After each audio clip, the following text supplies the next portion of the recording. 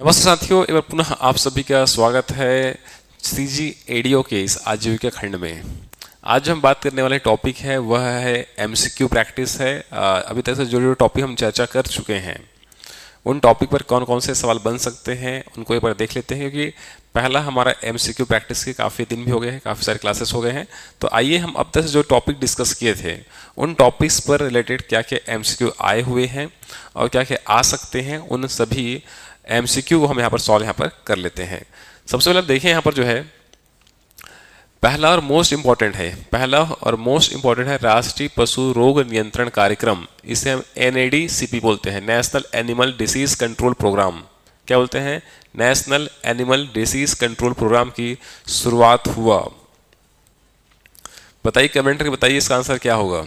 याद है? A option है। देखें, पहला जो ऑप्शन है आपका क्या है? सितंबर 2019 है। दूसरा जो ऑप्शन है वो जनवरी 2022 है, दिसंबर 2023 है और जनवरी 2024 है। 4 ऑप्शन दिख रहा है आपको जो है, कौन सा ऑप्शन होगा सही आंसर इसका? तो इस प्रश्न का जो सही आंसर है वह सितंबर 2019 है। ठीक है, और कहाँ से आपको याद होगा, अगर आपने उस वीडियो को देखे होंगे ध्यान से, तो हमने देखे थे यहाँ पर किसको, मथुरा से यूपी स्टार्ट किया गया था PM मोदी जी द्वारा इसको जो है। ठीक है, कहाँ से? मथुरा से ये स्टार्ट किया गया था सितंबर 2019 से। फिर उसी सवाल है, ध्यान रखना, सेम सवाल है, इसको शॉर्ट में लिख दिया। कई बार सवाल इसी प्रकार से आता है, संक्षिप्त में आता है इसी प्रकार से। ठीक है, मैं आपके आंसर भी देख लेता हूं, आप क्या आंसर ले रहे हैं। बिल्कुल महेश कुमार जी बिल्कुल सही है, आपका ए राइट आंसर होगा। दूसरा सवाल पूछा गया है NADCP यानी NADCP के अंतर्गत कब तक खुर पका मुंह पका बीमारी का नाम है और क्या है? ब्रूसेलोसिस है नामक बीमारी का उन्मूलन मतलब समाप्त कर देना ना। कंट्रोल कहता तो अलग आंसर होता, और क्या है? उन्मूलन कह दिया गया, पूर्णतः समाप्त करना है, तो इसका आंसर यहाँ पर अलग होगा। तो इस सवाल का आंसर क्या होगा? 2021 तक, 22 तक, 25 तक, 30 तक। इस सवाल का आंसर क्या होगा, कोई बता सकता है आप में से? तो इस सवाल का आंसर होगा, उन्मूलन कहा गया ना, समाप्त करना बोला गया, इसलिए आंसर क्या होगा? 2030 तक। इन दोनों ही बीमारी जो जानवर में होता है उनको कंट्रोल करने की बात करता, नियंत्रण की बात करेगा 2025 तक। क्या करेगा? नियंत्रण पूछता, कंट्रोल कब तक कर लेना है? तो 2025 तक। ठीक है, लेकिन बोला है समाप्त करना है, उन्मूलन कर देना है, समाप्त, तो इसलिए आंसर क्या होगा? 2030 तक इसका आंसर यहाँ पर आएगा जो है। तो दोनों सवाल को याद रखना है, मोस्ट इंपॉर्टेंट है सवाल यहाँ पर। ठीक, फिर हम अगले प्रश्न को पढ़ते हैं। अब इसे थोड़ा ध्यान से देखिएगा। भारत दुग्ध उत्पादन में, ये तो आपको पता ही होगा, इसमें कोई दो राय नहीं है। ठीक है, इसमें कोई दो राय नहीं होगा। क्या होगा इसका आंसर? तो भारत विश्व में दुग्ध उत्पादन में कौन से नंबर पर है? तो भारत क्या है? पहले पायदान पर है। ठीक है, आपको जो चीज़ समझ में आ रहा है आप कमेंट कर सकते हैं, मैं उन कमेंट्स को भी साथ साथ देख रहा हूँ मैं। ठीक है, तो चलिए, तो पहला भारत जो है विश्व में दुग्ध उत्पादन कहाँ पर है? पहले स्थान पर है, पहले पायदान पर है, इसलिए आंसर क्या होगा? पहला, ए इसका राइट आंसर यहाँ पर होगा। फिर विश्व में भारत मांस उत्पादन में, तो यहाँ पर एक संशोधन आवश्यक कर लीजिएगा। प्रथम, द्वितीय, तृतीय, चतुर्थ नहीं, यहाँ 5वां होना चाहिए था ऑप्शन जो है। भारत क्या है? 5वें नंबर पर हम पहले बात कर चुके हैं। ठीक है, भारत क्या है? 5वें पायदान पर है। ठीक है, तो ये भारत सरकार के ऑफिशियल साइट के हिसाब से बात करें। ठीक है, तो भारत चतुर्थ नहीं, कौन से नंबर पर है? 5वें नंबर पर है, 5वां नंबर पर है। ठीक है, अभी। ठीक, तो पहले 8वां था, अब क्या हो गया? भारत अपना इंप्रूवमेंट करते करते भारत क्या है? 5वें स्थान पर यहाँ पर आ चुका है। तो अभी पूछे सवाल कहाँ पर है? 5वें स्थान पर है। भारत में कुल पशुधन की संख्या कितना है? इसका आंसर बताइए। इस पर हमने काफी सारी बात किए हैं, कौन से जानवर कहाँ पर ज़्यादा है, हमने चार्टिंग किए थे। अगर आपको याद होगा तो डेफिनेटली आप इसका आंसर यहाँ पर बताइए कि इसका आंसर क्या होगा। 435 है क्या? 535 है क्या? 554 है क्या? 601 मिलियन है क्या? आप इसका आंसर मुझे बताइए। तो इस सवाल का जो सही आंसर होगा 500 कितना है जी? 535.78 है, नहीं, बी इस सवाल का सही आंसर होगा। क्या होगा इस सवाल का जो सही आंसर होगा? क्या होगा आपका? बी होगा, 535.78 मिलियन है। फिर सर्वाधिक पशुधन उत्पादन या उत्पाद वाला राज्य कौन सा है? तो आप देखिए 4 ऑप्शन यहाँ पर आपको दिख रहा होगा। इन 4 ऑप्शन में सिलेक्ट करना है आपको जो है, इन 4 ऑप्शन सिलेक्ट करिए। पहला राजस्थान है, गुजरात है, ठीक है, उत्तर प्रदेश भी है और आपका मध्य प्रदेश है। इस सवाल का आंसर क्या होगा? ठीक है, इस सवाल का आंसर क्या होगा? तो डेफिनेटली इसका आंसर क्या होगा? यूपी इसका सही आंसर यहाँ पर होगा। तो ऑप्शन नंबर क्या है? डी सही है। किस जानवर के, यहाँ पे सवाल आता है, किस जानवर के दूध में, दूध संगठन में, मतलब उससे जो दूध जानवर देता है उसमें पूछा गया प्रोटीन की मात्रा, किससे पूछा गया? प्रोटीन की मात्रा सर्वाधिक होती है कौन से जानवर के दूध संगठन में? ठीक है, चलो तो इसका आंसर बताइए, इस सवाल का आंसर बताइए कि कौन से जानवर के दूध के संगठन में सर्वाधिक प्रोटीन पाई जाती है? जी, सर्वाधिक प्रोटीन पाई जाती है। ठीक है, तो ये एक सवाल है। तो देखो ऑप्शन क्या क्या, पहला भेड़ है, दूसरा बकरी, तीसरा क्या है? भैंस है। ठीक है, और इनमें से कोई नहीं है। तो आप इसका आंसर बताइए क्या होगा? किस जानवर के दूध संगठन में, जो जानवर दूध देता है उस दूध में, ठीक है, प्रोटीन भी होता है, वसा भी होता है, पानी भी होता है। तो यहाँ पूछा गया, क्या पूछा गया है? आपका प्रोटीन पाई जाती है। क्या पाई जाती है? किसके सर्वाधिक प्रोटीन पाई जाती है? क्या लिखा है? सर्वाधिक प्रोटीन पाई जाती है। तो ए ऑप्शन भेड़ है, दूसरा बकरी है, फिर भैंस है, इनमें से कोई नहीं है। तो आंसर क्या होगा यहाँ पर? तो 7 नंबर सवाल है, प्रोटीन की बात करते हैं, भेड़ में सबसे ज्यादा पाई जाती है, याद रखना है। किसमें? भेड़ में पाई जाती है। तो कितना? तो भेड़ पाई जाती है, इसको याद रखना कितना पाई जाती है? तो 5.4%। तो क्या होगा आंसर आपका? ए होगा। 5.4% क्या होता है? प्रोटीन की मात्रा आपके भेड़ में सर्वाधिक यहाँ पर होती है। वही सेम सवाल पूछा गया है, किसके आधार पर? तो पूछ देगा किसके लिए? तो यहाँ सवाल पूछा है वसा, सर्वाधिक वसा कौन से जानवर के दूध में पाई जाती है? तो ऑप्शन यहाँ पर देखिए, यहाँ पर क्या क्या है? भेड़ है, बकरी है, भैंस है। तो आप इसका आंसर बताइए यहाँ पर जो है। तो भैंस में जो है सबसे ज्यादा क्या होता है? वसा की मात्रा सर्वाधिक पाई जाती है, भैंस पाई जाती है, ध्यान रखना। और इसकी हम परसेंटेज की हम बात करते हैं, ध्यान रखना, 8% पाई जाती है। तो इसके दूध में 8% क्या होता है जी? आपका वसा की मात्रा पाई जाती है किसमें? भैंस के दूध में जो है। ठीक है ना, तो ये आपका दोनों सवाल के आंसर आपको याद रखना है, और दोनों ही सवाल आपके एग्जाम में यहाँ पूछा गया है। अब अगला आते हैं, लघु जोत कृषकों के पास कितनी भूमि होती है? तो आपको याद होगा मैंने कृषकों का वर्गीकरण, भूमि जोत का वर्गीकरण पढ़ाया था, और भूमि जोत के वर्गीकरण 5 वर्गों बांट के हमने देखे थे। 1 हेक्टेयर तक, 1 से 2 हेक्टेयर तक, 2 से क्या था? 4 था, 4 से 10 था, और 10 से अधिक था। तो आप मुझे बताइए इसके हिसाब से आंसर क्या होगा? लघु जोत कृषकों के पास भूमि होती है। तो लघु जोत से पहले क्या आता है? सीमांत जोत आता है, सीमांत कृषक आता है। तो जिनके पास 1 हेक्टेयर तक, कितना? 1 हेक्टेयर तक भूमि होती है उसे सीमांत कृषक कहते हैं। 1 से ज्यादा है और 2 हेक्टेयर तक है तो क्या बोलते हैं? उसको लघु किसान कहते हैं। तो ऑप्शन के हिसाब से आंसर क्या होगा? बी इसका सही आंसर होगा। Correct answer is a B. फिर छत्तीसगढ़ में लघु एवं सीमांत कृषकों की कुल प्रतिशत कितना है? तो ये जो लेटेस्ट छत्तीसगढ़ जो आर्थिक सर्वेक्षण आया है 2023-24 के अनुसार आपको बता रहा हूं मैं, तो यहाँ पर ध्यान रखना वो आवश्यक और बहुत महत्वपूर्ण डाटा याद रखना। 80% नहीं है, कितना है? 82% है। तो 10 का आंसर क्या होगा? बी होगा। कितना है? 82% यहाँ पर छत्तीसगढ़ में लघु और सीमांत कृषकों की संख्या है, प्रतिशत है। ये एक अच्छा सवाल है और अधिकांश लोग इसको गलत कर देते हैं। किस राज्य को भारत का धान भंडार कहा जाता है? किस राज्य को भारत का धान भंडार कहा जाता है? ऑप्शन में है उत्तर प्रदेश, पश्चिम बंगाल, हरियाणा, छत्तीसगढ़। लाइन में ही नहीं है, ऑप्शन में ही नहीं है छत्तीसगढ़। क्या होगा जी? पंजाब इसका राइट आंसर होगा कि पंजाब को भारत का धान्य भंडार राज्य कहा जाता है। याद रखना किसको? सी को कहा जाता है। फिर एक सवाल है, मोस्ट इंपॉर्टेंट सवाल है, अपना एडीओ एग्जाम के लिए विशेष रूप से पूछता है। इसके अलावा इसको आपका पीएससी का हो, पीएससी प्रीलिम्स का हो या व्यापम हो, अदर एग्जाम है, कई में इस सवाल को पूछा गया है कि स्वर्ण जयंती ग्राम स्वरोजगार योजना SGSY प्रारंभ हुआ था तो कब प्रारंभ हुआ था? अप्रैल कब? 1990 में, 99 में, 94 में, 96 में। तो 1999 में क्या हुआ था? ये प्रारंभ हुआ था। 6 योजनाओं को मर्ज करके इस योजना को क्या है? चलाया गया। ठीक है, कब? अप्रैल 1999 में। तो इस सवाल का आंसर क्या होगा? डी इसका सही आंसर यहाँ पर होगा। इसका कुछ और प्रश्न यहाँ पर देखते हैं जो अच्छे क्वेश्चन है जिनको आपको ध्यान यहाँ पे रखना चाहिए।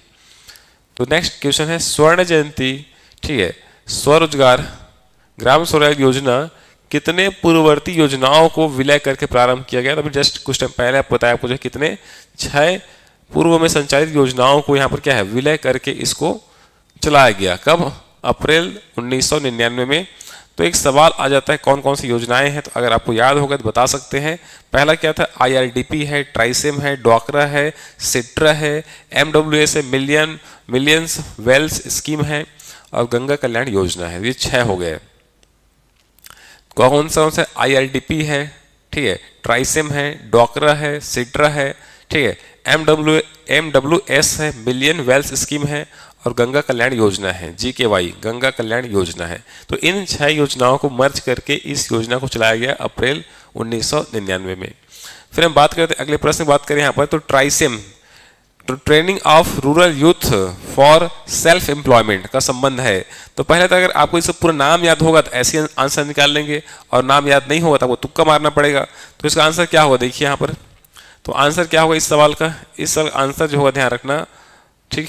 पहला खिलौना निर्माण उद्योग से संबंधित है, दूसरा महिला सशक्तिकरण अभियान से संबंधित है, तीसरा है ग्रामीण युवाओं के प्रशिक्षण से। डेफिनेटली क्या होगा आपको सी इसमें करेक्ट आंसर होगा, जो है किससे है, ग्रामीण युवाओं के प्रशिक्षण संबंधित है ये। IRDP की शुरुआत कब किया गया था भारत में, तो 1978-79 में किया गया था। भारत में IRDP की शुरुआत कब होता है, तो 1978 से 79 में यहाँ पर किया गया था, ठीक है। कब, 78 से 79 में किया गया था, इसको याद रखना, ठीक। राइट आंसर क्या होगा आपका, ये हो जाएगा आपका डी हो जाएगा। ये किसानों को सब्सिडी देने संबंधित क्या है, योजना है, याद रखना है आपको, जो है, ठीक। फिर निम्नलिखित से कौन सा योजना 10 लाख कुओं, ये हुआ नहीं है ना, कुओं है ये, ठीक है, क्या है, कुओं की निर्माण से जुड़ी है। अभी कुछ टाइम पहले बताया आपको, जो है IRDP है क्या, नहीं है। ट्राइसेम तो आपका युवाओं वाले हो गए, ग्रामीण क्षेत्र हो गया। मिलियंस वेल्स स्कीम है आपका, जो है 10 लाख कुओं के निर्माण की योजना था। MWS था, ध्यान रखना है, ये गंगा कल्याण योजना हो गया। तो आपका आंसर क्या होगा यहाँ पर, सी इसका राइट आंसर यहाँ पर होगा, ध्यान रखेंगे क्या होगा, सी इसका करेक्ट आंसर यहाँ पर होगा। इस वक्त ग्रामोद्योग है, ठीक है। तो ग्रामोद्योग किसे कहते हैं, ऑप्शन पहला है कृषि आधारित उद्योग को कहते हैं क्या, कृषि फसलों उत्पादन आधारित उद्योग है क्या, पशुपालन उद्योग है क्या, और गैर कृषि गतिविधियों पर आधारित उद्योग है क्या। तो डेफिनेटली हम पहले ही बात किए थे, शुरुआत किए थे इस टॉपिक का, किससे, गैर कृषि गतिविधियों पर आधारित क्या होता है, उद्योग होता है, उसे हम ग्रामोद्योग कहते हैं। जो ग्रामीण क्षेत्र में क्या होता है जी, वहां पर इसको लगाया जाता है, प्लांट्स लगाया जाता है, जहां पर 20,000 की आबादी होना चाहिए और 50,000 प्रति व्यक्ति क्या है उस इंडस्ट्री में लगा सकता है, उसे ग्रामोद्योग कहते हैं। तो डी इसका क्या होगा, राइट आंसर होगा। फिर एक सवाल आता है, खादी एवं ग्रामोद्योग आयोग के लिए अधिनियम कब बना था, भारत सरकार ने कब अधिनियम बनाया था। ये अच्छा क्वेश्चन है, सवाल इससे बनेगा, सवाल आया हुआ भी है। तो कब बनाया गया था जी, 1956 में इसके लिए आयोग बनाया गया था। खादी एवं ग्रामोद्योग आयोग अधिनियम 1956 बना, और जिसके अंतर्गत क्या हुआ था, 1957 में खादी एवं ग्रामोद्योग आयोग बनाया गया था केंद्र स्तर पर, जिसका हेडक्वार्टर कहाँ पर है, मुंबई में है। तो देखो अगला प्रश्न क्या पूछा गया है, छत्तीसगढ़ खादी, ये तो केंद्र वाला हो गया, किसका है ये, केंद्र सरकार का, केंद्रीय वाला। छत्तीसगढ़ खादी एवं ग्रामोद्योग बोर्ड का गठन कब हुआ था, तो 2001 में हुआ था, और इसका हेडक्वार्टर कहाँ पर है, रायपुर में है, ठीक है। और केवल ये पूछेगा, ये खादी एवं ग्रामोद्योग आयोग केवल ये गठन कब हुआ, तो इसके लिए अधिनियम बना 56 में, गठन हुआ कब, 57 में। तो गठन यहाँ पर हुआ है 57 में, ये क्या है, ये अधिनियम बना, ठीक। इस सीजी का गठन कब हुआ है, 1 में हुआ, हेडक्वार्टर कहाँ पर है, रायपुर में है। वहीं हम खादी एवं ग्रामोद्योग आयोग की बात करते हैं, इसका हेडक्वार्टर कहाँ पर है, मुंबई में है। तो ये कुछ बातें हैं, इनको याद आपको रखना होगा। फिर अगला हम प्रश्न में बढ़ते हैं, यहाँ पर जो नेक्स्ट है, स्वर्ण जयंती ग्राम स्वरोजगार योजना को किस योजना से प्रतिस्थापित किया गया, मतलब GSGY है, इसको कौन सी योजना के माध्यम से हटा दिया गया जी। तो पहला है देखो, एकीकृत ग्रामीण विकास योजना है क्या, इसको हम क्या बोलेंगे, शॉर्ट में IRDP कहेंगे, क्या बोलेंगे, IRDP कहेंगे, इसके लिए हम कह सकते हैं IRDP कहेंगे, ठीक। चलो तो यहां आ जाते हैं, जो है चलो IRDP, तो इसको हम कह सकते हैं IRDP कह सकते हैं। फिर नेक्स्ट गंगा कल्याण योजना है, GKY है। फिर क्या है, प्रधानमंत्री रोजगार सृजन कार्यक्रम है। फिर राष्ट्रीय ग्रामीण आजीविका मिशन है, NRLM है। अब मेरे ख्याल से काफ़ी हद तक आसान हो जाएगा आपको इसका आंसर निकालने में। क्या होगा इसका आंसर, तो डेफिनेटली इसका आंसर क्या होगा आपका, डी इसका करेक्ट आंसर होगा। राष्ट्रीय ग्रामीण आजीविका मिशन में क्या है, इसको चेंज कर दिया गया। तो पहले ये चलता था, अब इसको यहाँ पर हमने प्रतिस्थापित कर दिए। अगला प्रश्न अच्छा क्वेश्चन है, स्टैंडर्ड क्वेश्चन, ध्यान रखना है। अब आते नेक्स्ट, देश में अभी पशुधन उत्पादों के लिए, ठीक है, पशुधन उत्पादों के लिए कौन से क्रम की गणना की शुरुआत हो गई है जी? तो ध्यान रखना 20वीं जो पशु गणना हुआ था, 20वीं जो पशु गणना हुआ है ये कब हुआ है? 2019 में,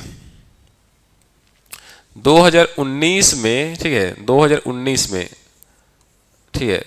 तो ये कौन से नंबर का था? 2019 में जो हुआ है, ठीक है, 2019 में जो हुआ, तो 20वीं पशु गणना हुआ था, 20वीं पशु गणना हुआ था कब? 2019 में। अभी जो चल रहा है कौन सा है? अभी चल रहा है पशु गणना 2024-25 में चल रहा है, ध्यान रखना। वो कौन सा है? 21वां नंबर का है। कौन सा? 21वीं अभी चल रहा है, ठीक है, ध्यान रखना। और 20वां क्या है? रिपोर्ट हमने यहाँ पर आ चुका है, हम ऑलरेडी बात कर चुके हैं, ये ध्यान आप दीजिएगा। उसके बाद सामान्यता है, सामान्यता है एक स्व सहायता समूह में, सामान्यता है एक स्व सहायता समूह में क्या बोलते हैं इसको? सेल्फ हेल्प ग्रुप्स कहते हैं। इसमें कितने सदस्य होते हैं जी? तो 10 से 20 सदस्य होते हैं। कितना होता है? 10 से 20 सदस्य होता है। इसका आंसर क्या होगा? बी करेक्ट आंसर होगा। सवाल आपके एग्जाम में ही आया हुआ है, पूछा जा चुका है, इनको याद रखना है। उसका अगले प्रश्न हम आगे बढ़ते हैं यहाँ पर। नेक्स्ट अगला है, नेक्स्ट जो प्रश्न है उस पर हम देखें यहाँ पर, ठीक है। महिला स्व सहायता समूह को विकसित करने में किनका योगदान है जी? किन्होंने महिला स्व सहायता समूह को डेवलप करने में महत्वपूर्ण योगदान दिया है? तो महबूब उल हक है क्या? अमर्त्य सेन है क्या? ये दोनों किससे संबंधित है? HDR से है, ह्यूमन डेवलपमेंट रिपोर्ट से संबंधित है। मोहम्मद यूनुस इसका राइट आंसर होगा। क्या होगा? मोहम्मद यूनुस होगा। ये कहाँ से हैं? बांग्लादेश से हैं,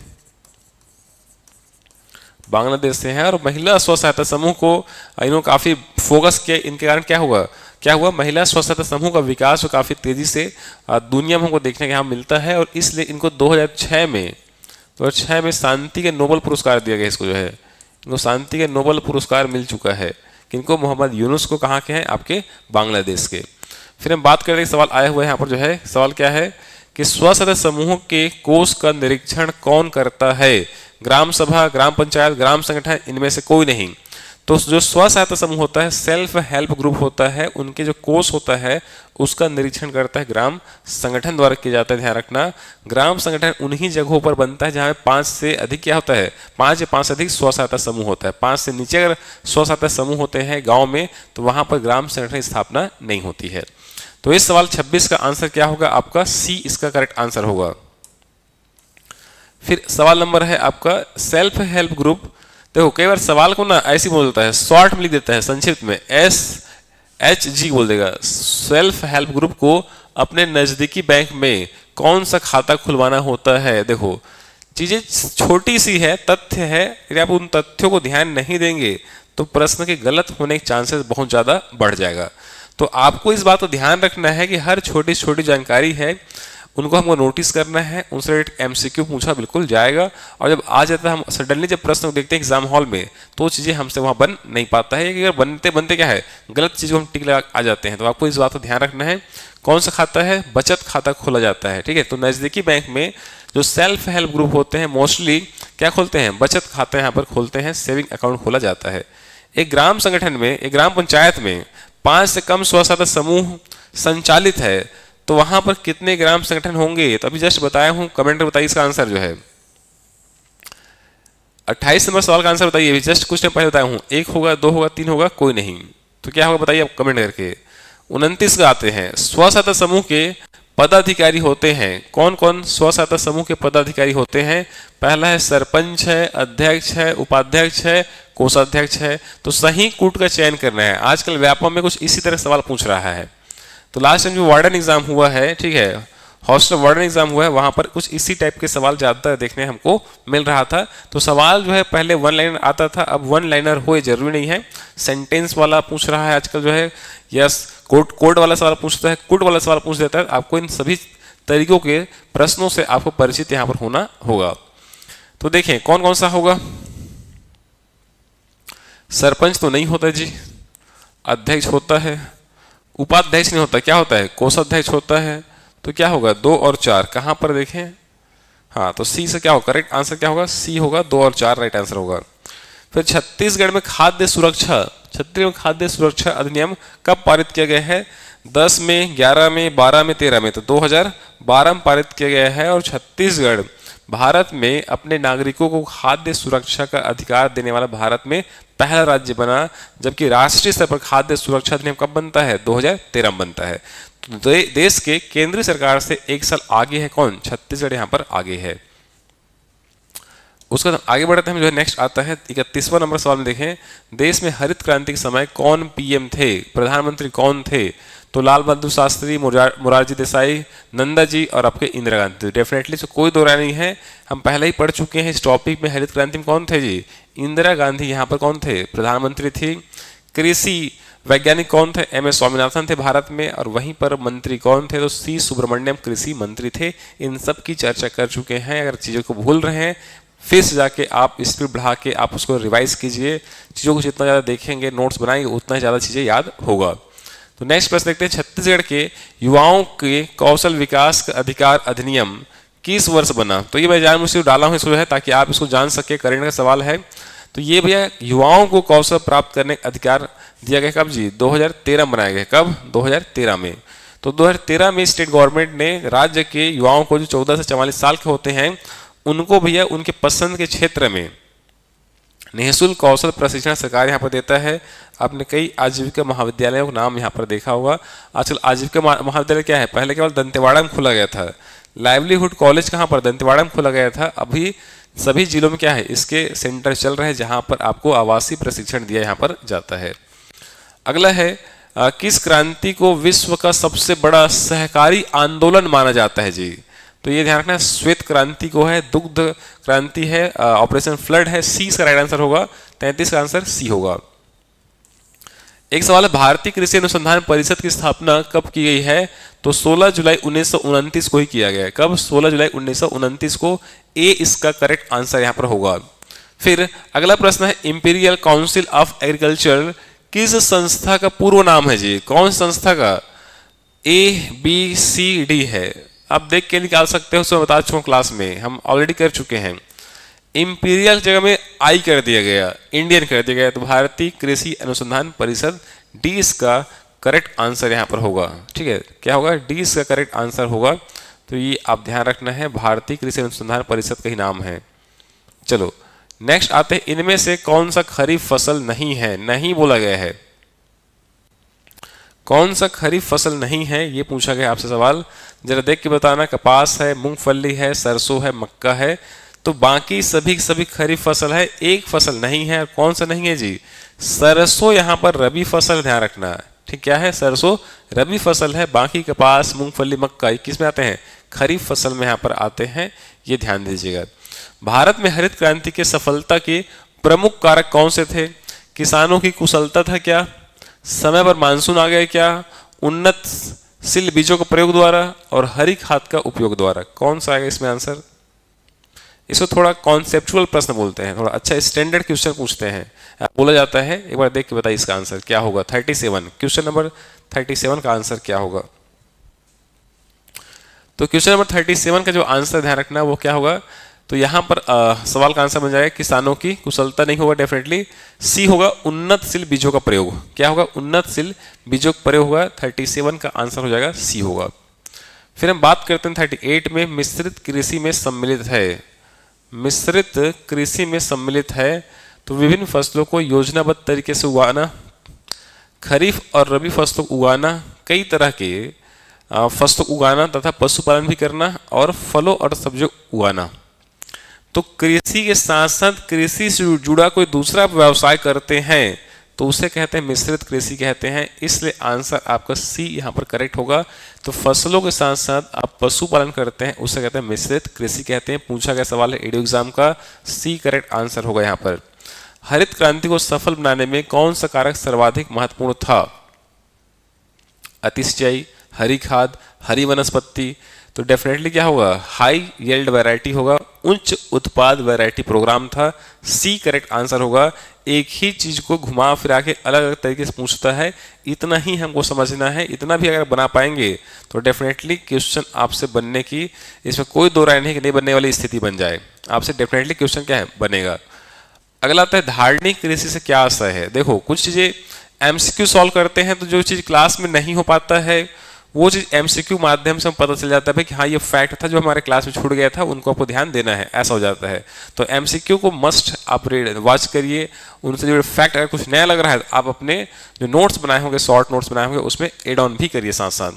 तो धारणीय कृषि क्या होता है? तो ऐसी कृषि है जहां पर वर्तमान में कृषि हम करते हैं तो मिट्टी की जो उर्वरक क्षमता है, उपजाऊपन बना रहे फ्यूचर के लिए भी, आने वाली पीढ़ी के लिए, वर्षों के लिए भी, तो उसे हम बोलते हैं धारणीय कृषि कहते हैं।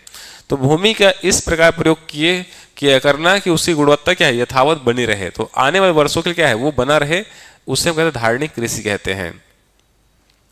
जिस मूल्य पर सरकार खाद्यान्न को क्रय करती है उसे क्या कहते हैं? तो मैंने पढ़ाया था, याद रखो, क्या है, CACB पढ़ाया था, कृषि लागत एवं मूल्य आयोग पढ़ाया गया था, और उसमें मैंने बताया कि इसे 3 तरह के कार्य करता है। एक है MSP तय करता है, एक है खरीद मूल्य, प्रापण मूल्य क्या होगा यहाँ पे, उसी को उपार्जन मूल्य भी कहते हैं, ठीक है।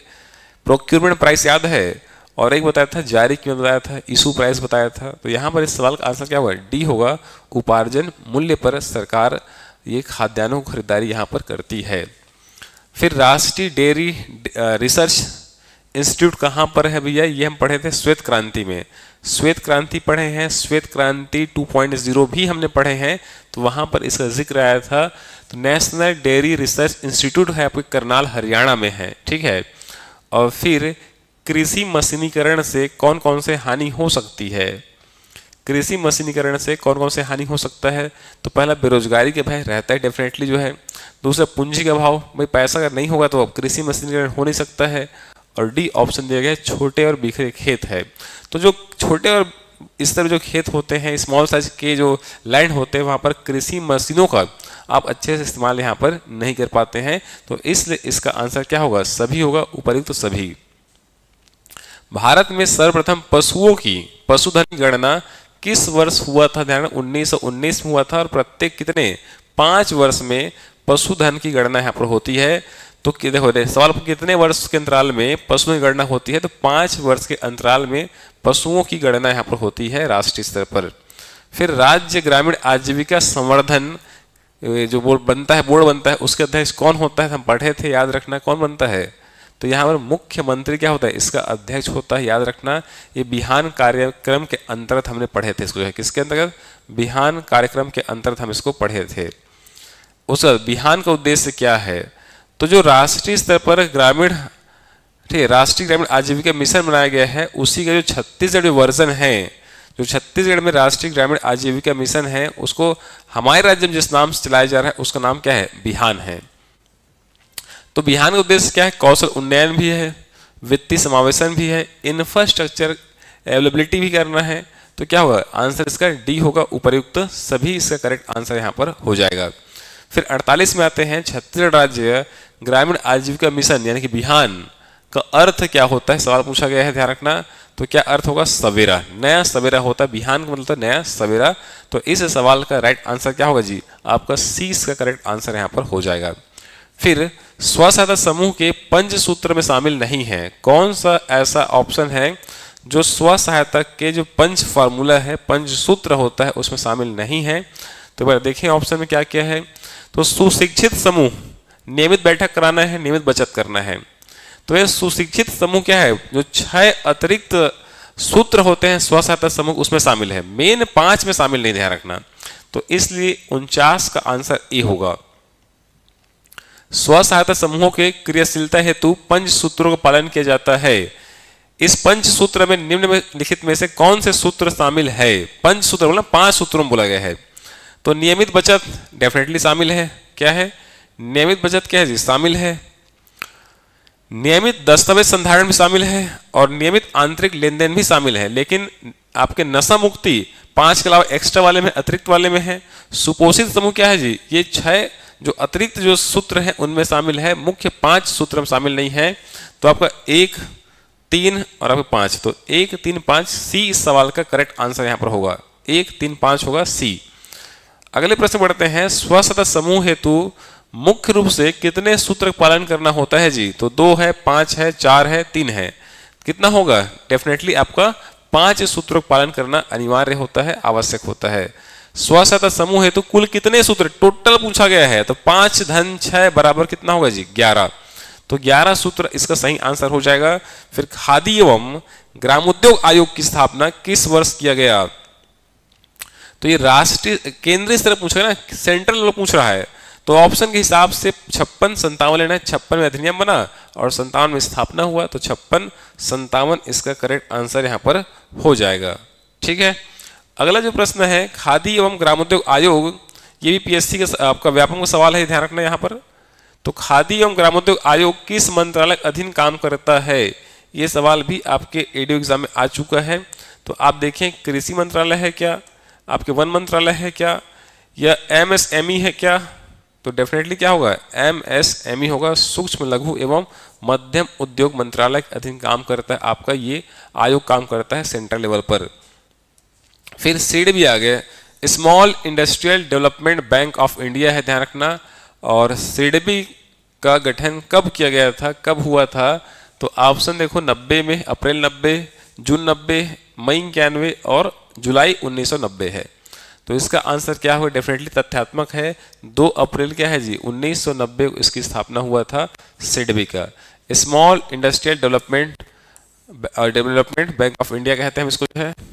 अब नेक्स्ट आइए अगला प्रश्न देखते हैं, यहाँ पर जो है नेक्स्ट आते हैं खादी एवं ग्रामोद्योग आयोग, ग्रामोद्योग बोर्ड का मुख्य उद्देश्य क्या है जी, क्या उद्देश्य है इसका। ए है ग्रामीण क्षेत्र रोजगार अवसर बढ़ाना है, शहरी महिलाओं का सशक्तिकरण करना है, तो क्या होगा इसका आंसर, इसका आंसर होगा क्या, दोनों होगा क्या कि इनमें से कोई नहीं। ए इसका करेक्ट आंसर होगा ग्रामीण क्षेत्र में क्या है रोजगार के अवसर को डेवलप करना है जी, ए इसका करेक्ट आंसर होगा। फिर आता है कॉटेज इंडस्ट्री बोर्ड की स्थापना कौन से वर्ष में हुआ था, ये भी याद रखना, हम पढ़ चुके हैं इसको भी जो है। ठीक है, 1947-48 में इसका स्थापना हुआ था, गठन यहाँ पर किया गया था। फिर आता है सबरी एम्पोरियम का संचालन विभिन्न जिलों में किस बोर्ड के माध्यम से किया जाता है, कृषि आयोग है क्या, वन विकास निगम है क्या, ग्रामोद्योग बोर्ड है क्या, हस्तशिल्प बोर्ड है क्या, तो ये आएगा आपका ए होगा, छत्तीसगढ़ हस्तशिल्प विकास बोर्ड है, जिसके माध्यम से किसका सबरी एम्पोरियम को संचालित किया यहाँ पर जाता है, चल रहा है।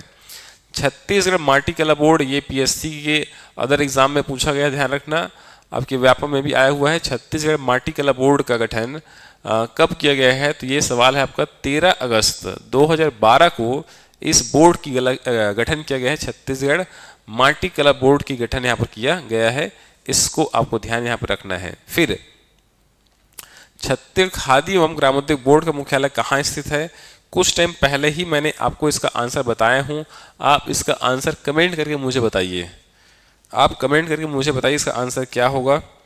ठीक है, तो कोरबा है, रायपुर है, रायगढ़ है, बिलासपुर। तो पहले जान लो संस्था कौन सा वाला है, राज्य वाला है, केंद्र वाला रहता क्या लेते हैं मुंबई लेते हैं, राज्य वाला क्या लेंगे रायपुर लेंगे, इसमें कोई दो राय नहीं है। तो 60 का आंसर क्या होगा, सी होगा। खादी एवं ग्रामोद्योग का मुख्यालय कहाँ स्थित, अब देखो अब इसमें छत्तीसगढ़ वर्ड लगाए नहीं है, जोड़ा नहीं गया छत्तीसगढ़, तो क्या है इसका मतलब एडीओ के ये क्या है आपके छत्तीसगढ़ के संदर्भ क्या है पूछा जा रहा है, तो आपको इसका आंसर क्या लेना है जी, मुंबई लेना है आपको, डी होगा एक साइड का। फिर 62 हम आ जाते हैं यहाँ पर जो है, नीचे दिए कूट की सहायता से स्व सहायता समूह शर्तों के संदर्भ में निम्न कथनों पर विचार कीजिए। तो स्व सहायता समूह के लिए क्या क्या बेसिक रूल्स होता है, नियम होता है, उन पर यह सवाल बनाया गया है। तो देखो पहला आयु सीमा तो गलत है, ऑप्शन में आपका ए नहीं आएगा। बचत करने की क्षमता होना चाहिए, बिल्कुल सही है। स्व सहायता समूह के विचारधारा रखता हो, ये भी सही है। बैठक में कभी कभी समय दे सकने वाले नहीं, ऐसा व्यक्ति नहीं चाहिए अपने को। तो 2 और 3, तो इसका सी करेक्ट आंसर होगा। 2 और 3 क्या है, इस ऑप्शन के हिसाब से क्या है, सही है। और लास्ट प्रश्न देखते हैं यहाँ पर जो है वह है कि स्व सहायता समूह के लिए बैठक स्थल कौन से स्थान पर बनाया जाता है, निजी स्कूल में, सरपंच के घर में, जनपद कार्यालय में और सार्वजनिक स्थान पर। तो डेफिनेटली इसका आंसर होगा सार्वजनिक स्थल पर जो है मीटिंग होता है, न कि किसी पदाधिकारी के मकान पर जो है। तो ये हमने अब तक से जिन जिन टॉपिक को हमने कवर किए हैं, उन सभी टॉपिक से जो मोस्ट इम्पॉर्टेंट क्वेश्चन बन सकता था या आया हुआ है, उन प्रश्नों को हम यहाँ पर सॉल्व किए हैं। इनमें जो डाटा आपको लग रहा है कि क्लास जो आपको ऑनलाइन या रिकॉर्डेड जो मोड आप देख रहे हैं उसमें कुछ नया डाटा अगर आपको लगा होगा एमसीक्यू माध्यम से, उनको अपने जो नोट्स बनाए होंगे या बना रहे होंगे उसमें उनको ऐड ऑन कर लीजिएगा, ताकि किसी भी एंगल से कोई महत्वपूर्ण चीज़ें या टॉपिक या तथ्य आपसे छूटना नहीं चाहिए। तो आज इस हम एमसीक्यू जो सेशन था उसको हम यहाँ पर रोकते हैं और अगले हम सेशन में जल्द मिलेंगे। तब तक के लिए बहुत बहुत धन्यवाद।